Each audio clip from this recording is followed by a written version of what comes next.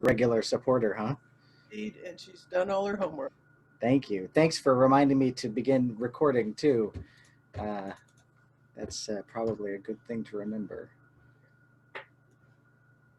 So we're just missing a few more people, but I'm just going to give them a couple of more minutes, and then we will jump in.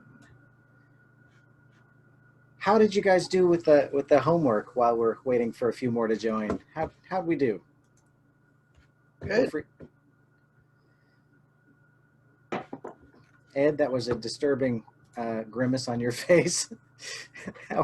Yes, it was.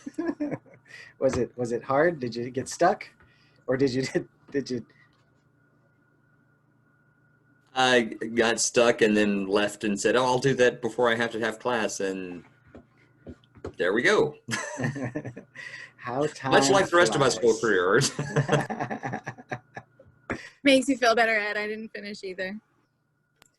Also, I did my homework. Gold star for Pam. Pam's the best. I finished it 10 minutes ago. Who said they finished 10 minutes ago? Who was that? Was that Teresa? I did. Well done. Well done. I just have to rank my things, and I couldn't get my printer to print, so. Gotcha. I think I sent the app along too. You can write the things in the app, and it'll ask you this or this, this or this, this or this, and I did it today with all of my things just to get a redo of my priorities and to take a look since you guys were doing it as well. So how are your priorities the same? They switched a little bit, but I think once you've done it once, it gets a little skewed because you start leaning towards the one that you think should be at the top. At least that's what was going on sort of in my head a little bit. So, but yeah, like creating moments of awe and wonder are still sort of at the top for me. Oh, you just said which app it was. Okay, which one do you prefer? Here we go. Open the app store. All right. I think we've got a few new people that are joining us that weren't here for the first meeting, but we'll get either the video of the first meeting or will not. If you've got, I don't think we should go above like 25, 26 people, but if you know somebody who you think, oh my God, this person should be taking this workshop, I'll still take add-ons. They're going to have to watch tonight and last week via video and do a lot of catch up with homework. But I think we could allow a couple more people in if you think it's a big deal. I will also probably do this again now that I'll have somewhat of a plan to now that I'm figuring out how to do this with you guys. So let's dive in. I realize after getting through last week that I didn't give you guys a real sense of the direction of where we're going. If you've read through all of the massive text that was on the booking website, that gives a pretty good description. But I will talk a little bit about where our final trajectory is. And I'm getting the sense too that lots of people want to know a lot about equipment as well, like the equipment that people are using, or specifically the equipment that I'm using. Can I get a thumbs up for people that are interested in equipment and software and that sort of stuff as well? I'm seeing a few. And then is there, I know, Stacy, this isn't particularly, effective for you, but if you're not really interested in that, can you just give me a thumbs down too? Because that would be helpful as well. Couple of you pros you're already on top of it. All right, good. All right, so what are we talking about today? Here's a little quote. This is just a nice thing. Just contempt prior to investigation is kind of the wrap up of it, right? That this is a gateway to ignorance for me, at least, is I can't tell you how many times I've said, that is the stupidest thing I've ever seen. I will never do that because it is stupid. And then I try it and it works. Has anyone else had that experience at all? Just me? Yeah, Ed. All right, good. Yeah, so that's just a reminder as we're moving on. This is kind of where we're heading with all this. By next week, you guys will all have, if you do your homework, you guys will all have a 30-day plan based on your game worth playing goals. And that 30-day plan can also be used to turn it into a 60-day plan. The same technique can be used to turn it into a 90-day and a 6-month and an annual plan if you want to go that far with it. But you'll have that by the beginning of class next week if you do your homework. By the end of today, you'll have tools to implement a daily action to move towards those goals with efficiency. So I'm going to talk a little bit about some different techniques that I've tried. Everything that I'm talking to you about is stuff that I've tried. I don't want to talk about stuff that I've really not played with. All the equipment that I'll talk about when I talk about equipment that I'm using is stuff that I'm using. That doesn't mean that it's the best. In fact, in some cases, I've realized it's not the best, but I figure my experience is much better than my opinion. I'm going to send you out this document with just a ton of links for training on lighting and sound and what the best camera is and all of the stuff. It's all research that I did in my first 6 weeks of pivoting from pre-COVID to post-COVID live streaming and video production. It has the links to the services, the outside services that I'm using. And then I'll probably in week 4, I imagine I'll right now I'm in the upstairs office, but I'll probably take you out to the studio and run you through some of that, what's going on. So that's kind of where we're heading. Here was last week's homework, if you recall. How many people finished the homework? Give me a raising of the hand if you finished your homework. How many? Good, good, that's great. That's excellent.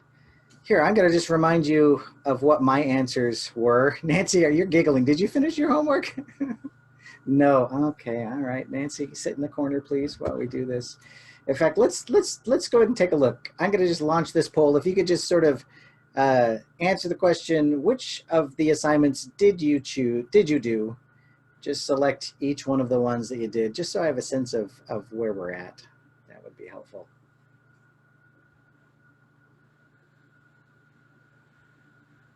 You guys are overachievers. I like this. That's a low. Oh, all right. That's a low B. That one. All right. I'm gonna input. Did everyone answer? Everyone get a chance to answer? Anyone need more time? All right. I'm closing the poll. Jeremy, you need more time? Not to do homework, just to answer the poll. All right. I'm ending the poll, and I will share the results with you guys. They are anonymous, so I'm not calling you guys out, but looks like 88% of you made a list of your life intentions. Awesome. 76% did the big goal challenge. Excellent.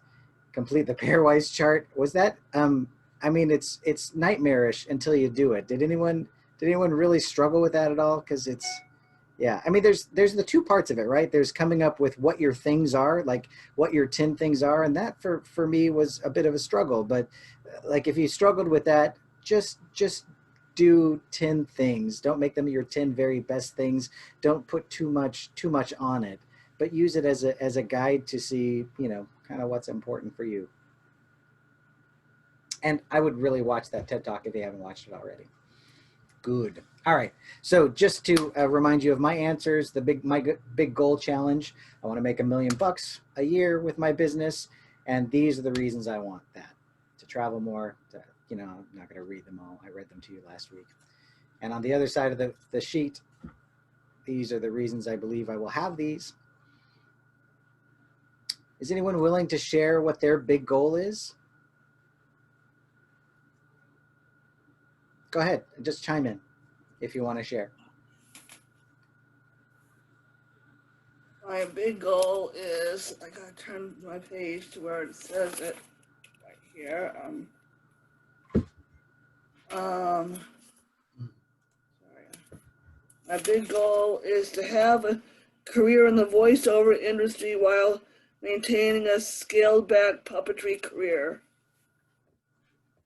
Love it. Thank you, Teresa. Who else wants to share? Anyone else willing? Lynn, go ahead.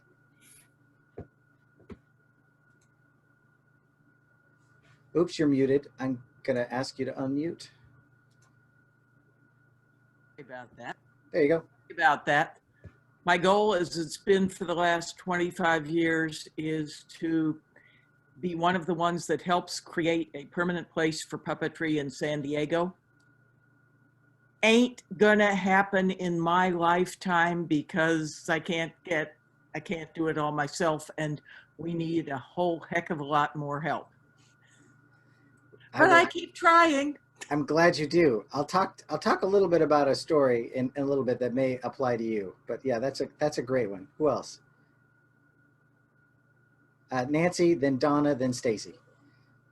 Okay, mine is to be able to retire in a few years and leave the theater so that it is still functioning and a vital part of Phoenix arts community. Excellent. Do you in a few years, do you have a like a specific target? Like if you could dream, because we're aiming high, right? You know, there's this thing going on, Art. There's like this pandemic, you know, and it's thrown a whole lot of things into question. So I'm just kind of taking it one day at a time. I mean, you know. I live in Arizona. Nobody even wants us in other states at this point in time, you know. So, all right, fair. So enough. it's. I like to take a long view. Fair enough. All right, thanks, Nancy. Donna. Dusty, who is 44, and you all probably noticed she has Down syndrome, has been in business for 16 years as a puppeteer, and her big goal is to be on stage for the rest of her life. She loves all the getting kids excited and getting excited herself end of it. Nice. Excellent. That's a good goal. I see, is it Faye that has her virtual hand raised? I'm sorry, Stacy was next, then Faye. Sorry, Stacy, you were up there and then you moved down there. I thought we lost you for a second. Sorry. No, yeah, you did lose me for a second. I was switching Wi-Fi networks. So I feel like everyone else's goals were like, I want to make the world better, blah, blah, blah. Mine was to make $200,000 per year. I said 100,000 and then I heard Art in my voice, why just 100,000? So I just doubled it.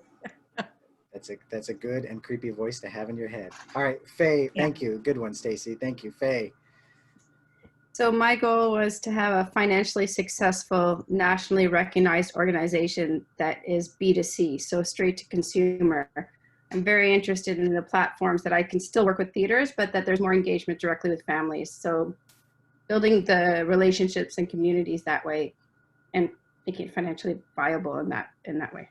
I love it. What would be the dollar amount for financially successful? You know, I want to be big and bold like you. I actually love the fact that you threw $1 million down there. You know, I was thinking 500,000, but net, you know, wait, which is the one after all your money? That's the one. Yeah. Yeah. That's what I thought. Yeah. So similar. Good. Way to call it out, man. That's awesome. Yeah. Gotta reach high. Yeah, absolutely. Aim high.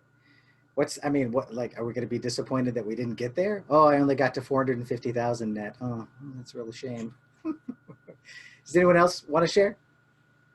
I'm looking around to see. Leslie, you're waving at me. And then Leslie and then Vanessa. Oh, you got to unmute yourself, Leslie.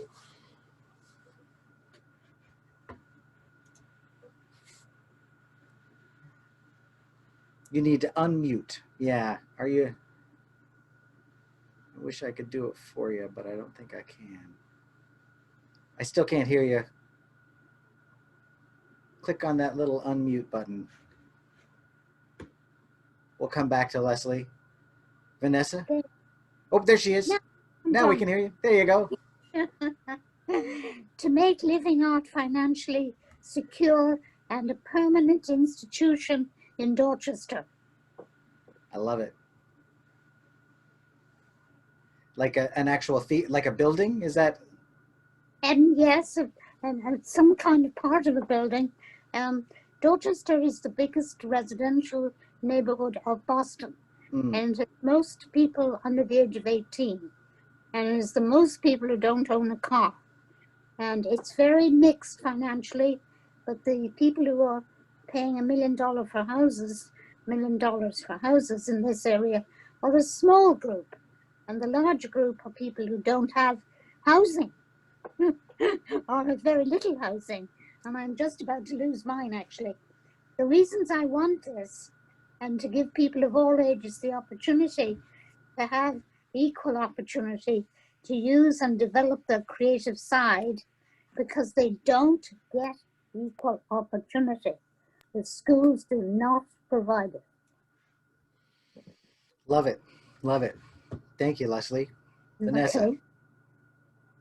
I want to be able to make enough money to make a giant puppet go to Burning Man, because that sounds super cool. How much? What's the dollar amount?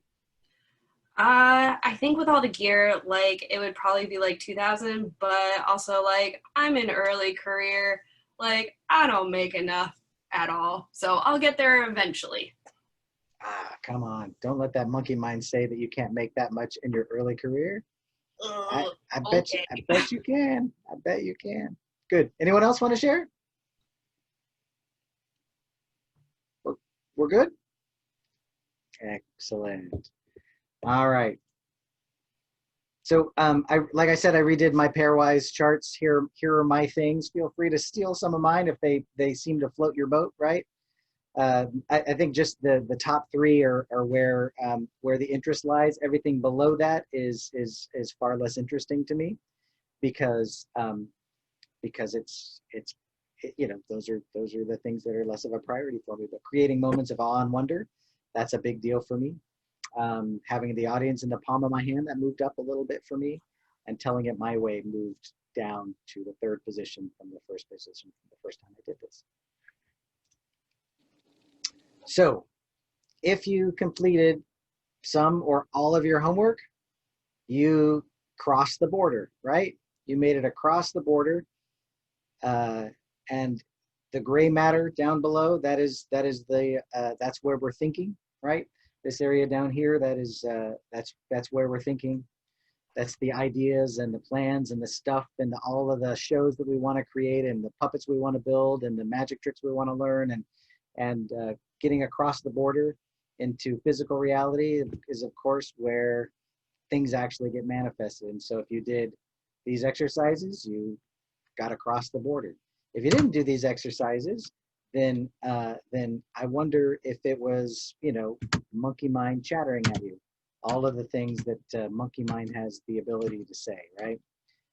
There isn't enough time. This is a stupid idea. Oops, went too far. All of the things that monkey minds say that can stop us pretty quickly, right? But if you did get across the border with some stuff, that's awesome, and that means that you probably spent more time in the important, not urgent quadrant, which is where growth will happen. It's where we will experience less stress. This week, oh man, I spent so much time in important and urgent.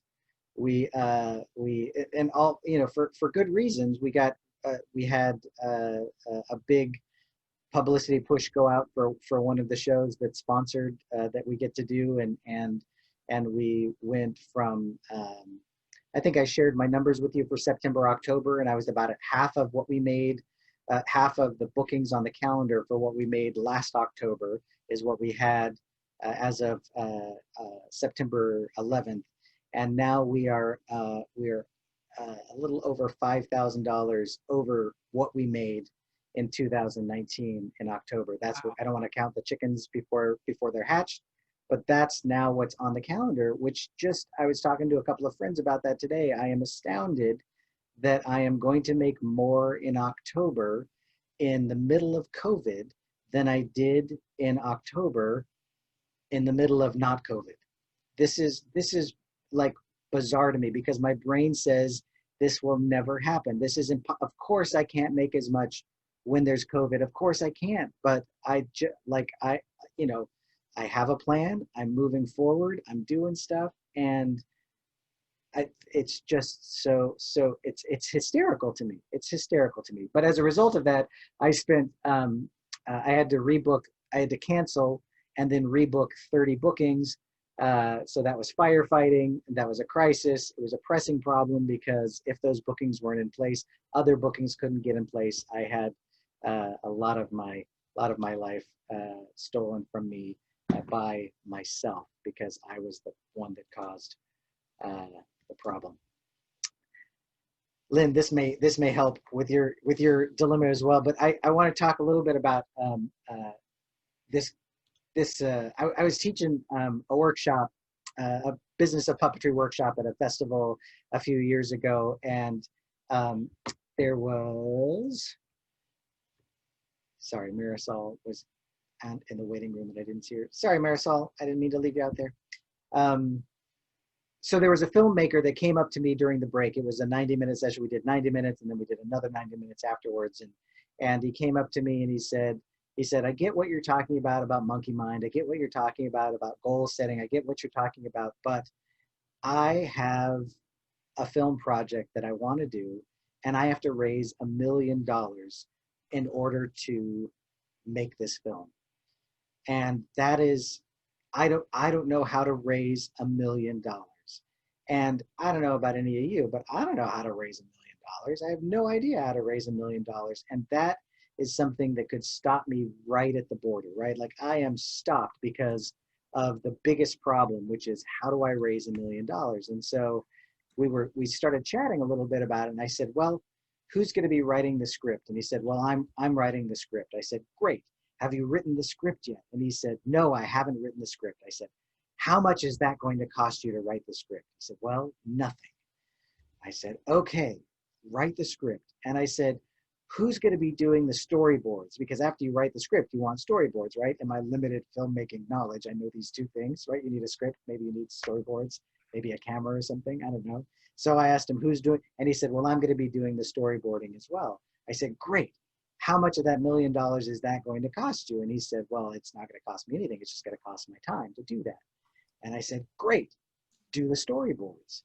And so all of these things were in place that he could be doing, but the $1 million was the thing, right? It was the thing that Monkey Mind had latched onto, and it was the thing that was stopping him from taking the baby steps that he could take without raising a dime, with just applying a little bit of his time to move him towards the goal of making the film. He could probably do a ton of stuff before ever having to raise a dime. And after he got that ton of stuff done, then he might be able to begin to put out the information and begin to raise whatever money he needs. So I just thought that's, you know, that happens to me pretty regularly, is I get stuck in the biggest problem with a project, and prioritizing the things that I can do and that I need to do first is particularly helpful. Let me go back to my screen here.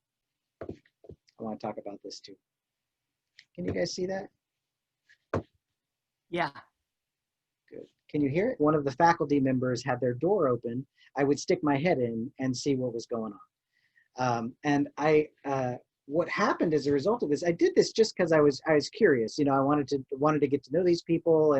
But what happened, every time I would stick my head in the door, I would just learn a little bit more, and then opportunities would come. So, for example, I stuck my head in one of my primary professor's doors and just stuck my head, and he said, come on in, sit down, let's chat. And so we were chatting, and I was talking about, I forget what it was, but it was something. And he said, well, we've got this opportunity coming up during the summer where we're going to take a bunch of students over and study Shakespeare.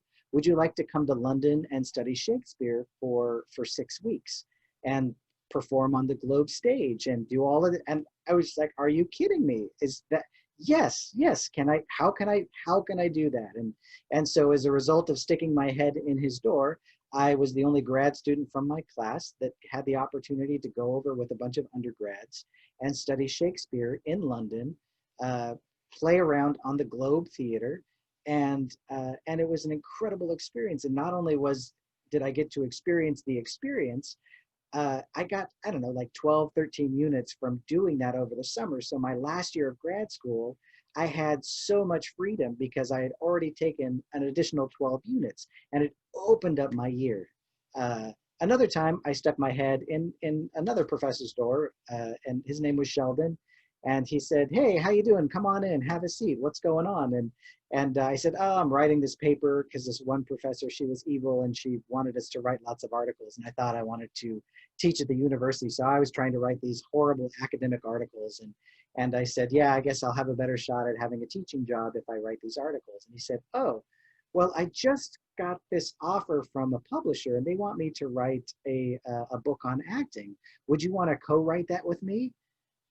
And I said, "Yes."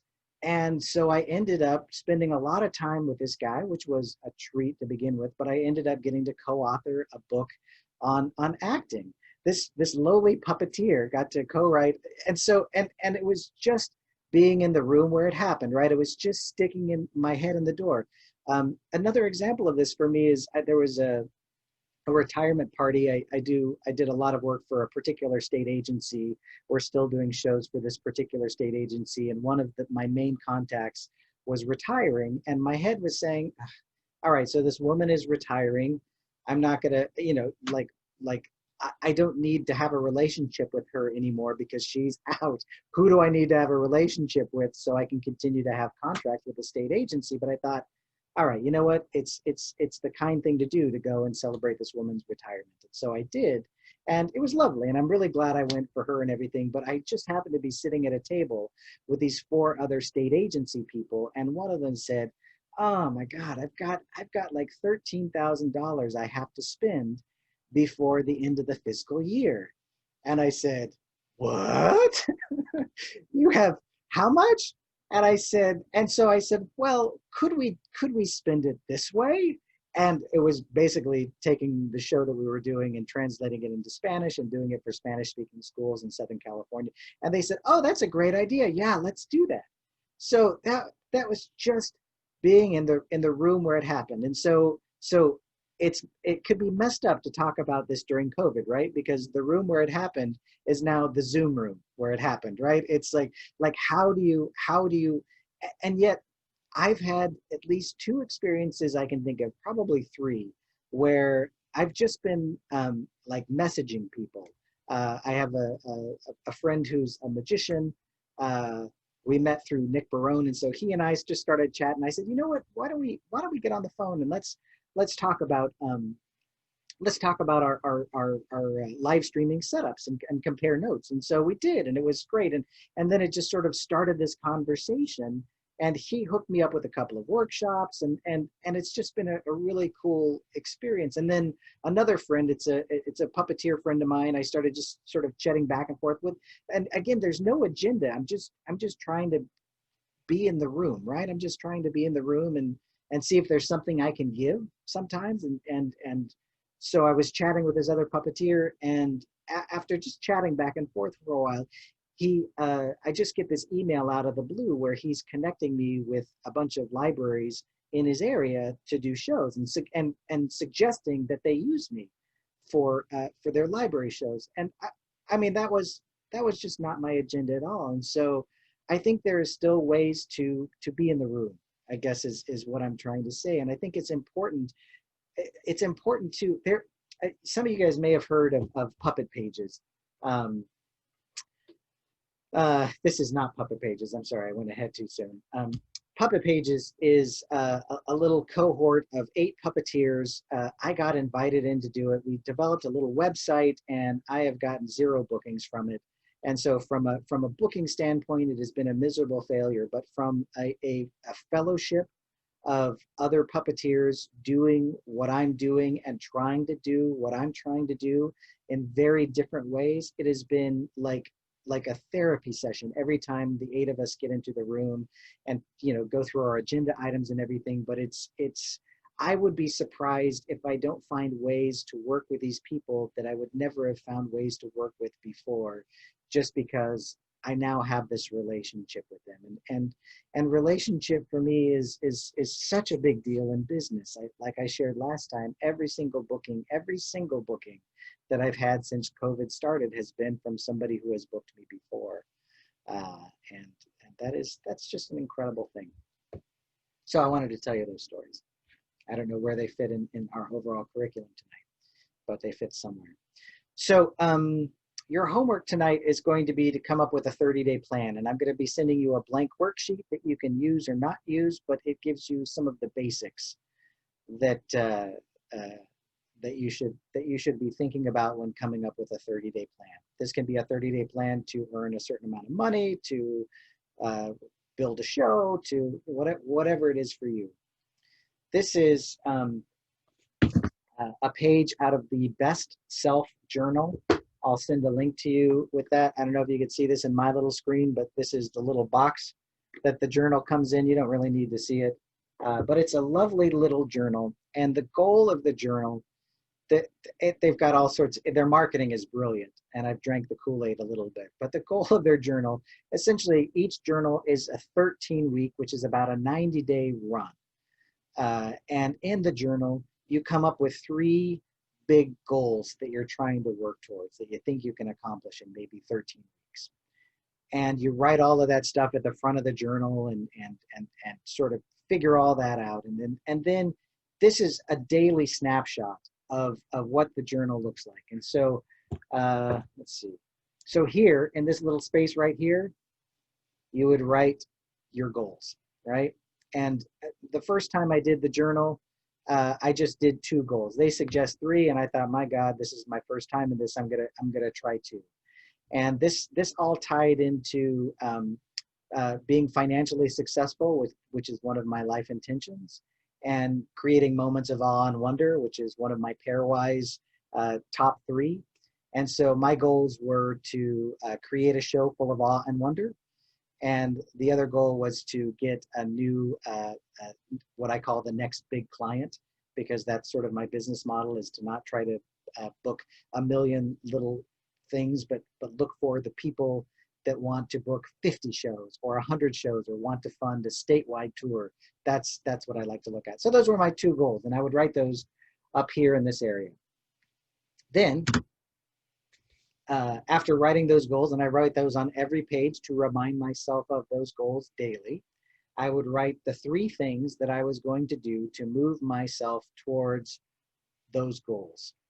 And we could talk a little bit more about that, but it was a very specific thing that I would do and complete in that day. It wouldn't be vague. It would be very, very specific. It could be like research cameras. If I was going to do live streaming and I needed to figure out what research cameras, or contact this person about whatever, right? So those are and just to limit it to three goals, or 3 targets that are going to move me toward my goals. And then over here, in this whole section here, this is the plan for the day, right? And the first thing I would do with this is I would put in any appointments and things that I already had in my day. Usually right around 2 o'clock is nap time, and I would put that right in there, right? Because let's be honest, that's my nap time. And what I would try to do, if at all possible, I mean, sometimes I would have an 8:30 show or a 10 o'clock show or something like that could not be changed. But if all possible, I would aim to put my targets at the very beginning of my schedule, because the further down the day I get, the less energy I have. And by the time I get down here, if I'm saying, yeah, I'm going to do all of this hard stuff, and it's usually hard stuff, it's difficult to take these targeted steps, because it usually takes me out of my comfort zone. So if I'm saving those for the very end of my day, likely I'm so much more likely to be procrastinating with them. I'm likely to put them off to the next day. But if I'm doing that at the very beginning of the day, I'm going to have probably the most energy. I'm not a morning person, but I still will have the most energy. And the sense of success that I have when I've done this and met these targets at the beginning of the day is tremendous and charges me for the rest of the day. And it also prevents things like crises and emergencies and other things from coming up and taking over me doing these targeted moves on a daily basis. If I prioritize those at the beginning of my day, if possible. I realize that's not always possible, but if possible, that's what I try to do. And that's what this particular journal suggests. At the end of the day, and you can see, maybe you can see it, it's kind of, I know it's hard to read here, but there's the daily reflection here. And that's what this sort of section is right here, where you list your lessons learned. Lots of times I learned that, oh yeah, I put one of my hardest goals at 7 p.m. and I was too exhausted and I said, screw it, I'm not going to do that today. That was a lesson learned, right? Or you know, maybe I tried to do something and I was like, oh, I realized I don't have the equipment to build this, or you know, whatever it is. So lessons learned go in that section right there. And then a little section for, you know, where I was successful. Yes, I made that call that I was afraid to make and asked for the money, or I did that research and figured out how to get by that technical issue that I had. And then down here, this may be a little woo-woo for you, but I like it. It says, you know, start with three things in the morning that you're grateful for. And man, oh man, I tell you, and then it says end it with the same thing. 3 things that you're grateful for. It doesn't have to be related to what you've done or any of this, just 3 things that you're grateful for. And so when I started practicing this, I was telling Mike about this, and he said, oh, that sounds like fun. He said, maybe we could do that together. And so now every night when Mike and I are, you know, brushing our teeth and getting ready for bed, we will say, all right, what are you grateful for today? And we get to share the 3 things that we're grateful for that day. And that is such a pleasant and positive way for me to go to bed at night. And if you're doing it in the morning as well, they have scientific research where they've hooked up people to those electrodes and watching, you know, on I don't know what the thingy is called, but they're watching where the brain is lighting up. And you didn't even have to find something to be grateful for the pleasure centers of the mind to start lighting up. You just had to start looking for something to be grateful for. And those areas started to bloom and really light up. So I think it's great. Do it or don't do it. Doesn't matter. But I think it's a good idea. So this is a really, really good way, I think, a good daily way. And like I said, I'll put the link into the chat, or I'll email it to you. The book is, I don't know, the journal is about $30. You can usually catch a coupon for 20% off. And I wouldn't suggest it if I didn't try it and have some success with it. In fact, the creating a show filled with awe and wonder, it's interesting. I thought, okay, when COVID started, I thought, well, that goes right on the shelf, right? But I'd written the script because I didn't have to raise any money to write the script. I began puppet designs. I began set designs. I began looking for projectors. I began all of these different things that this show that was full of awe and wonder was going to be. And then COVID came and I put that on a shelf until I got invited to direct a show of my choice at this little community college, which starts, I think I start directing in a month or 2. And they said, well, you can do anything that you want. I was like, okay, well, we'll do some devised work. And I was like, oh, that's going to be exhausting. And then I thought, oh, I have this script. I have this script that I've written.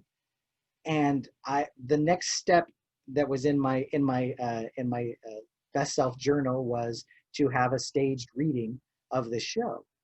And so I could hear it out loud and I could begin to tweak the script a little bit. And now, not only will I have a staged reading of the show at the beginning of the rehearsal process, but I will have a full production of Tommy and the Time Machine by the end of this year. And I wouldn't have that if I didn't have my script already in place. Like first draft, second draft, third draft, like all of that stuff was in place. And all of that stuff was in place thanks to a daily movement on that particular plan. So I highly suggest daily movement. Are there any software people, anyone know about Agile? You do you know a lot about it? Good, perfect, because I don't know a lot about it. I know enough to get in trouble with it. Agile project management is a technique that software people use to manage projects. So when they're building a new piece of software or a new piece of hardware, they came up with this way that's very nerdy and incredibly useful. I love it. So just bear with me. If you can bear with me during this explanation, you will be my champions. So this is the backlog. Okay. Of course, these tech people name everything kind of weird. So the backlog is a list of things that you have to accomplish to get to your goal.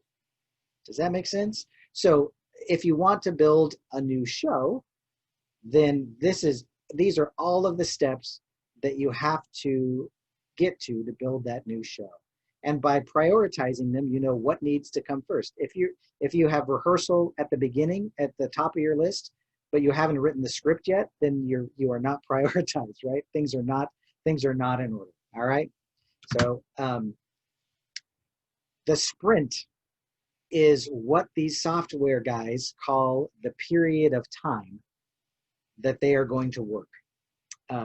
So and think of it as like when you're running a race, you sprint, right? So if you're sprinting the 50, I never run, so this is going to sound ridiculous, 50-meter sprinty race, right? If you're doing that, that's what it's called, the sprinty race. That's how long your sprint is. If you're for this, the software guys are talking about time, and most of the time they do 2 weeks. That's the length of their sprint. For me, it's always been useful to do 1 week. That is the length of my sprint. So I am planning for 1 week. That's how long my sprint is going to be. That's how long I'm going to run at this target. And then I have to decide what I think I can reasonably accomplish in this length. In a week, what can I reasonably accomplish? And what am I going to accomplish? Well, I'm going to accomplish the top few things at the top of my backlog, because those are the first thing that needs to get done in order to move my project forward. Simple so far? Is everyone with me so far? Yeah? Good. I swear this will make more sense after we walk through it just a little bit more. So I've made the plan, and now I've started that week, right? I've started the sprint.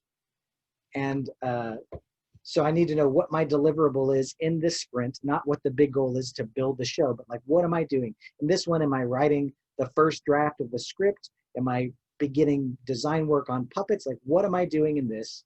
And I prioritize my action items. Like if I need to do one before the other, I prioritize those. And then this is the magic of Agile. If anything else comes up that isn't an emergency on this project, it goes into the backlog. Like say, oh God, now I realize I need to get a bunch of fabric and stuff in order to build something, and I need to order that because I'll need to have that by 2 weeks from now in order to build the puppets or whatever it is. You don't stop and do that now. You do not break from your sprint. That would be like running over to the lemonade stand to grab a lemonade and then running back to the sprint and completing the race, right? You want to stay in the race heading towards your destination. So, but you don't want to forget about that lemonade. So you add that to your backlog. So it doesn't get forgotten. It just doesn't distract you from where you are aiming for. So it keeps you on target. Does that make sense? Yeah? Good. So now your sprint is over and you get to assess, right? Did you give yourself enough time? Likely you didn't. Because every time I've done this, I've either given myself way too much time or not given myself enough time. And so but the longer you do this process, the better you become at estimating things. It's just how it seems to work, right? And what were the problems and other issues. And then you reprioritize your backlog if you've added anything to it, right? So maybe you added that purchase the fabric or something else. Now you have to reprioritize and make sure everything is in proper order to be able to accomplish things. And once you do that, you go back into your sprint planning for the next sprint, for the next week or 2 weeks or however long your sprint is. And you continue to do this until all of the stuff is knocked out of your backlog and the project is complete. So here's an example. Can I ask a question, Art? Yes. It would a day be too short for this to work for the sprint? I think so. I think so. Like if you could complete something in a day, it's really setting yourself a period of time where you can not think about the overall project and focus on the little parts of the project. And I don't think a day would be long enough. In fact, sometimes a week isn't quite long enough to be able to have the freedom to not think about the overall project. Because if you guys are like me and you're building up, you are doing the arduous work of hand sewing that stupid costume for that one puppet in this massive production that you're doing, your brain is all over the place thinking about, oh God, and I got to remember to order those lights. And oh geez, do we have enough microphones for this? No, like your brain is all over the place. And with this, you get to focus on your destination for this little sprint of the marathon that you are running. There is time to focus on the marathon, and that is when you go into assessment and when you look at your backlog, but then you stop doing that and go into specific goals that move you towards that marathon finish line in this little sprint of the marathon. Does that make sense? Yeah. Good. Yeah. Thanks. Good. So here's just a list of like here, like I just made this up, right? Here's all the things that I need to do in order to accomplish this. What I have to take into account in my sprint planning as well is the rest of my life too, right?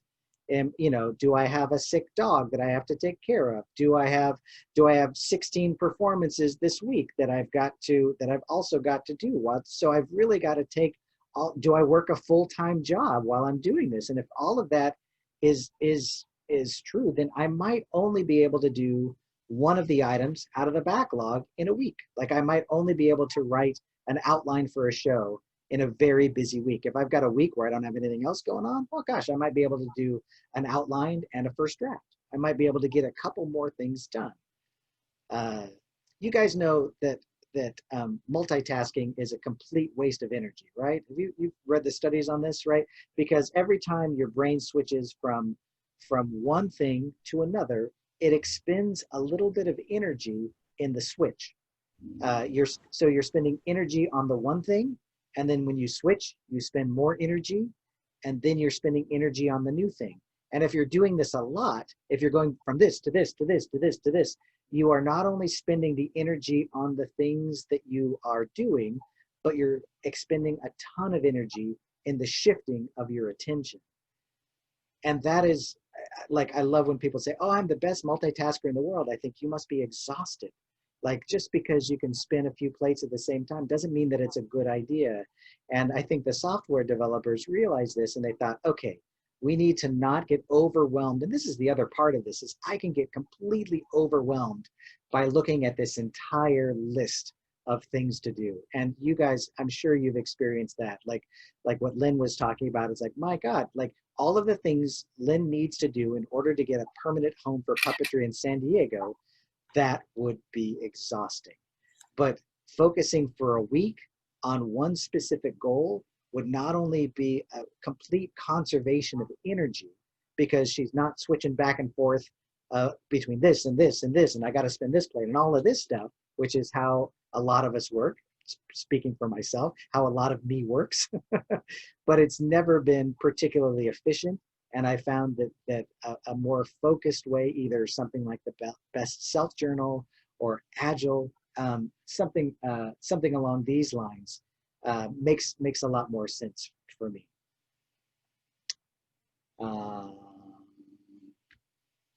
Questions about Agile?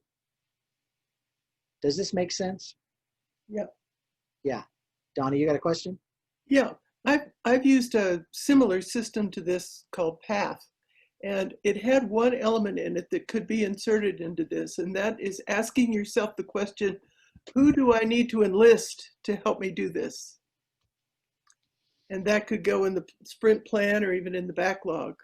But that sounds terrific. That's where you get stuck when you say, I can't do this, I don't know how to do this. And you ask yourself, who do I need to enlist? Yeah, that's such a good point. As a puppeteer, and I don't know if the magicians in the room are like this too, but I am fiercely independent, and I like to do everything myself, and I like to have it done the way I like to have it done. And as a result of that, I have struggled with being exhausted because I'm trying to do everything. And Jim knows this. I read a book several years ago called The 4-Hour Work Week, where it talks about decentralizing your business, so it's not focused around you. So every decision doesn't have to come through you. If you're a one-person business, that may be tricky. But at the time I was reading this book, I was a one-person business. And as I began to bring on other puppeteers and then an admin, and then started using services like Freelancer and Fiverr to do work that I didn't have to do, there was a lot less stuff for me to do. It cost me a little bit of money to hire people and to hire outside services, but I don't know about you, but time can be so much more valuable to me than money. And if my time is spent doing something that I'm not very good at, like developing a website, I could probably do that. But there are people that do that really, really well because that's all they do. And if I'm wasting my time developing a website when I could be out doing 4 or 5 shows and earning the business 3 times as much as it's going to cost them to make the website, where is my time better spent?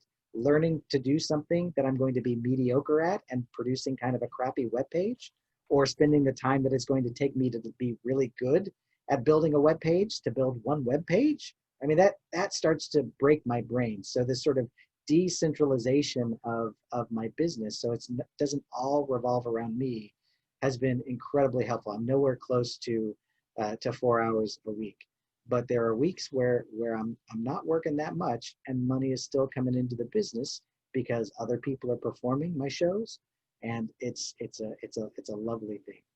Fundraising. Yes. That's something you can find somebody to do for you. I would love to find. Are you volunteering? That would be. Thank you so much for volunteering. No, I found somebody that wanted to do it, and I sent them to fundraising school, and raised money to do that, and then she raised the money. That's brilliant, and that's working for you. Yeah. All right, I'm gonna get that person's phone number for me. Oh, this is the. Sorry, this is the. As of 9/20, this is the new October dollars. As of, which is just ridiculous. I'm just so grateful. There's a couple of things I want to show you. Did I stop sharing that? Good. Okay. Can I say one thing, Art? Yes. In response to both of the responses regarding Agile, in the business world and tech world use of Agile and Scrum methodologies, I absolutely agree. I tend to be a very creative mind, so my mind spins out of control and it does all of these kind of things. And if you can't even make that first step, kind of like you were saying, the backlog gets you to the point where you can start making actionable and progress, measurable, actionable progress. And so to the person who asked about the daily, I didn't see who that was, but if it's something that can be done in a day, right, you just eat the frog and do it. Just, get it done. But your backlog is more the kind of stuff that might be contingent on something else, or you might need help with, to the other woman's point. All of those little things that will make your mind spin and spin and spin to the point of unproductivity, and then you can't. But once you have it laid out like that, and one of the most important steps to me is the assessment, and I tend to do that even frequently throughout the process. I don't necessarily wait till the end of my sprint period to reassess, because as Art even mentioned, the personal things that come in up, or your kid gets sick, or anything, or your pet gets sick, any of these little things that kind of come up along the way is a good opportunity to just kind of reassess and refocus. But for me, and I have a very squirrely brain, and I am legitimately diagnosed with ADHD, but I'm also a very creative brain. So I've got a very messy, squirrely brain. And it really does help me with that very technical side of me, that where I need to be very technical.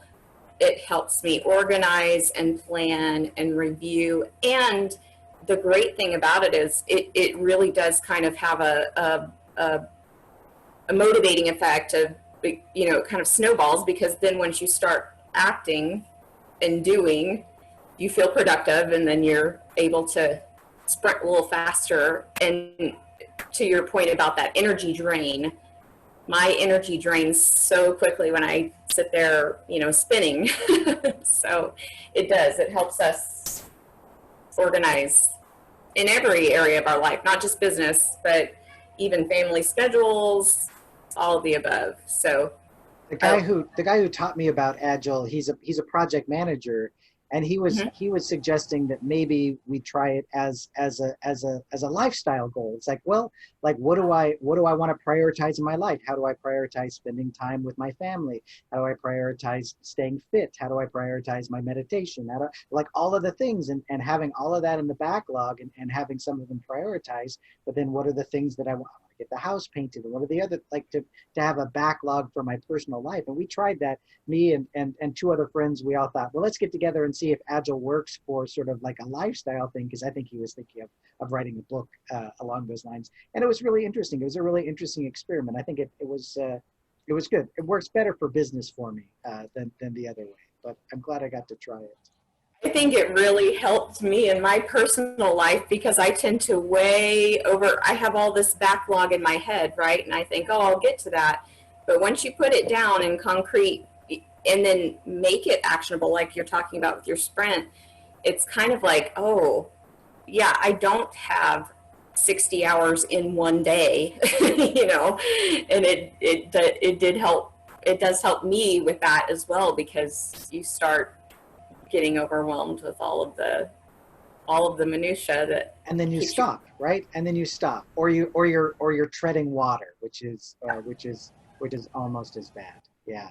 Thank you. Thanks for sharing that. Input.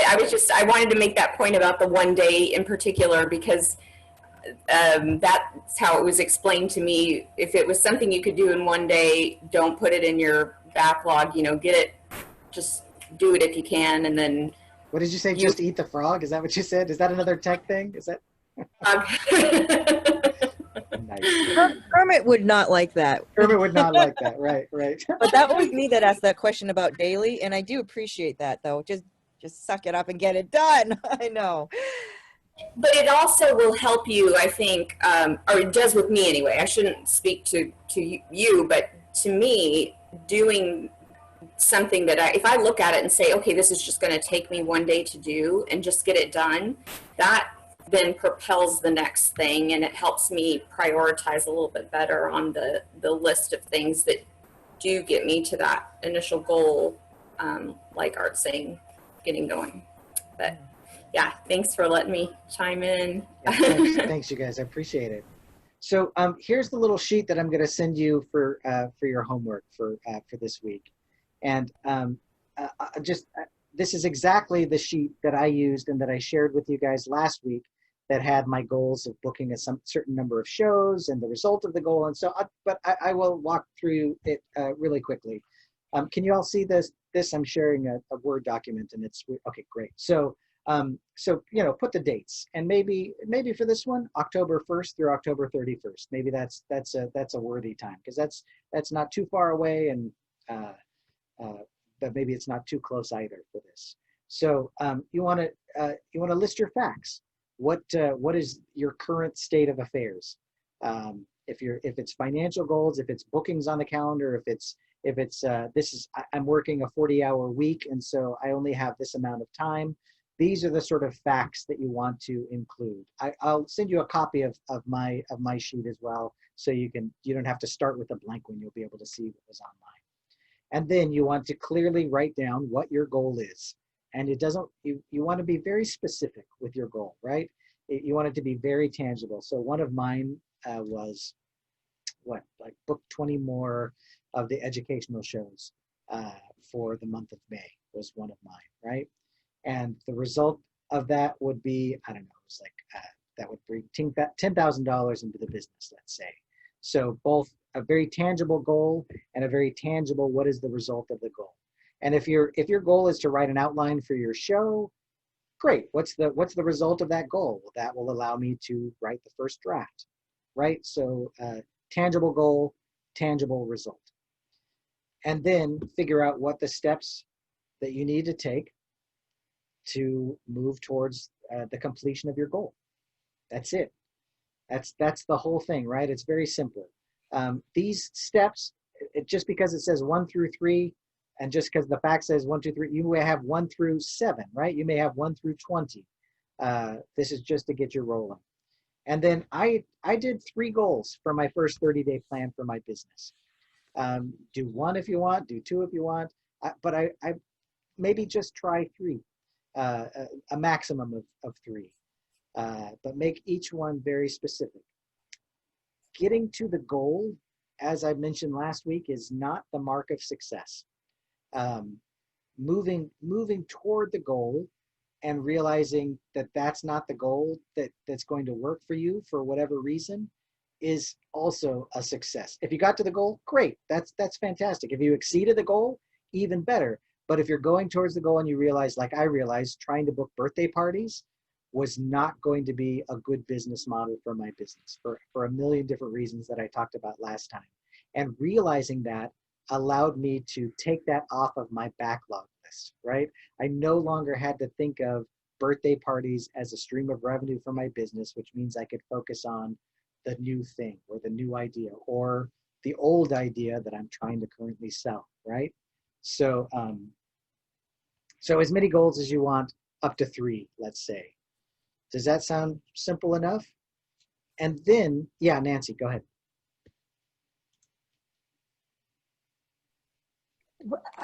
What is it? What's supposed to be under facts? Those are, let me see if I can find my bullet here. So for me, I had 18 performances on the calendar already for that Ed show. And I also only had 1 live stream set up, which I thought was important because I have 2 puppeteers, but only one of them can be working at any time. So that was one of my facts. I only had 2. Those were enough for the goals that I was looking at. It's like the reality you're in right now. That's exactly it. That's a really good way to say it. This is the reality that I'm in. Thanks. Other questions about this? Yeah, go ahead, Sarah. I wondered how you balance multiple projects. I know that gets into multitasking, but as a freelancer, there are long-term projects kind of always floating around. And so you have these almost, it becomes like layering.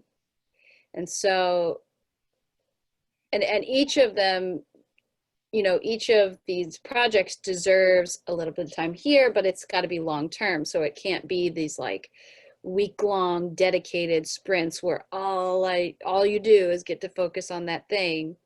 So I wondered if you had any process or like a process for dealing with like multiple things floating around. I don't know if that makes sense. No, that's a really good question because that is the case all the time, right? Like I ran into some problems this week with emails for Halloween bookings that have gotten neglected because I've had so many of this other show that filled up the calendar for October coming in, and I had to put out a lot of fires around that show. And so now I'm playing catch up with those ones. And unfortunately, it's like the big juicy contract gets my attention first because that is the one that is going to move me quickest to my goal. I don't want to ignore anyone, and I'm trying not to, but if it comes to giving attention to a $300 booking or giving attention to a $30,000 contract, where do you think my attention is going to be this week? And not that I'm not going to try to take care of everything, and I will work extra hard to contact everyone, but that is part of how I prioritize. I also, when I'm choosing the projects that I'm choosing, I'm making sure that those projects are moving me towards my ultimate goal. sometimes there's a project that is just like this just happened. We got contacted by a production company in San Francisco that wanted to rent 5 of our puppets to do this commercial thing, and I was going to get to perform it too. And that was all really interesting to me, until I realized that that is not moving me towards my ultimate goal. That is not the next big client that I want. It is a little, like, you know, what they call the little offshoots of a railroad, they call it spurs, right? Like you're going along and then there's a little spur on the railroad that doesn't really go anywhere and doesn't move you towards your destination. And when I take one of those spurs, I have to pull my train off. I have to divert all of my energy and attention.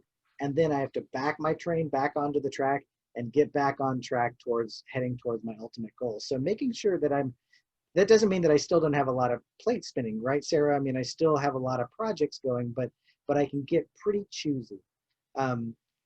I made a pretty big mistake early on in COVID by taking on this teaching job that I'm doing where I get to direct the show. I'm thrilled I get to direct it and everything, but it is a huge spur. It's going to burn a lot of my time and energy, but I was monkey mind was saying, well, you don't know if you're going to be working in October, November. It wasn't telling me, well, you'll probably make more this year than you did last year in October. Otherwise I wouldn't take the damn job. Right. But yeah, so, but I think too, you can have more than one project in your backlog, and you can have, I don't know, can you have more than one backlog and take a few things from each? Maybe, I don't know. I think it's doable. Yeah. I'm sorry, I'm doing a really bad job in spotting when people are raising their hands digitally, and so if you just want to chime in by turning off your turning on your microphone and chiming in, that would be great. Because I'm running a screen and trying to look at all you guys too. So I really apologize if I've missed anyone during the time. We're in Q&A time, so now is the time to Q&A. So if you have questions about anything I've talked about so far, or just in general, or we are well into that period of time, and I'm happy to go a little bit longer if you guys want to hang out and chat. So if you just like wave frantically or just jump right in, I don't care. I did paste something in the group chat that hopefully might be helpful, but part of the agile process that we always use is SMART goals. It helps us define what is actually a goal to go on the backlog list. So, and it's an acronym for specific, measurable, achievable, affordable, or assignable. The A can be attributed to any of that, and relevant and time-based or time-bound. And you absolutely can be, I mean, I've run 5 technical projects at the same time for oil and gas companies. And so you have you absolutely do take those, because there are some, for example, that if I'm doing a system integration and I'm using the same product as another client is using, I will absolutely recycle that stuff, and that saves me a little bit of time on that timeline. So you can absolutely apply it and run multiple at the same time. And I haven't looked into it too much because I have always used the project management tools that were supplied to me by my whatever client I was working for at the time.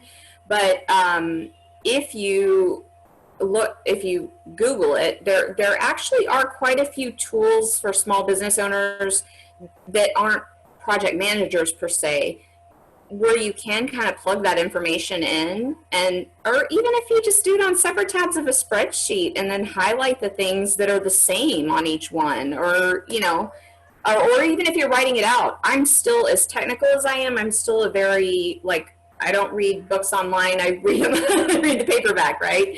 So even if you're a physical, write it down person, just do it in 5 different pages and highlight, in the same color on each one, something that could be overlapped and applied to multiple projects. And that's also a kind of a motivating thing, because you're able to look at it and go, oh, I actually can do more in less time if I, my biggest problem is that I usually don't have a plan that's written out. And that, and when I do, I've accelerated. And this is sort of like the, I think the most important part of this entire workshop is it really, I mean, I think that's why I'm presenting a lot of different ways to sort of do daily movement forward. It doesn't really matter which one you choose. God, choose one that's right for you, or find another one, or make up your own that's right for you.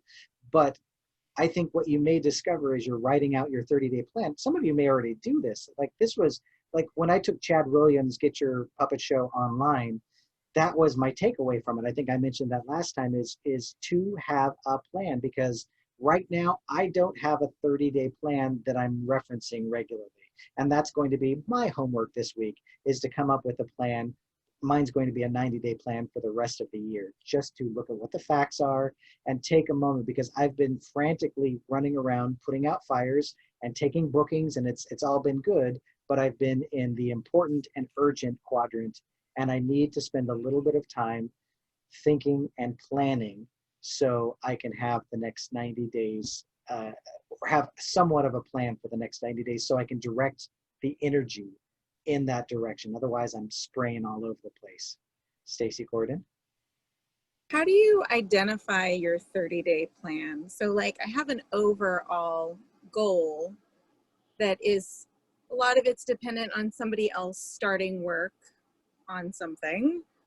And so I know some of the things that I can do, but I also know that those things may change when I get inside that space. And so I'm hesitant to do the things I can do, knowing that what I want may change. So I think we're going to talk a little bit about, it is hard. We're going to talk a little bit about this next week, about when and when not to shift course, right? But coming up with a plan does not mean that it is set in stone, right? Like, here's the plan and you're going to stick to it no matter what. It's just like, okay, I'm not sure if this is the exact direction I want to go in, but this is what I'm going to try for the next 30 days. And then at the end of that 30 days, I am going to assess, or maybe a week or two in, I'm going to assess and say like, oh, yep, this is not working. Oh, or yeah, this is working really well. And you can adjust course a little bit, right? But if you don't, my GPS device in my car needs 2 bits of information, right? It needs to know where I am. That's the little facts section in this goal sheet, right? And it needs to know where I want to go. And then it can get me there. And so if I'm in denial about where I actually am, or if I just don't know, or if I don't really know where I want to go, I'm just going to be out there randomly driving. And I am embarrassed to share how often I've run my business like that, just sort of driving around and enjoying myself. And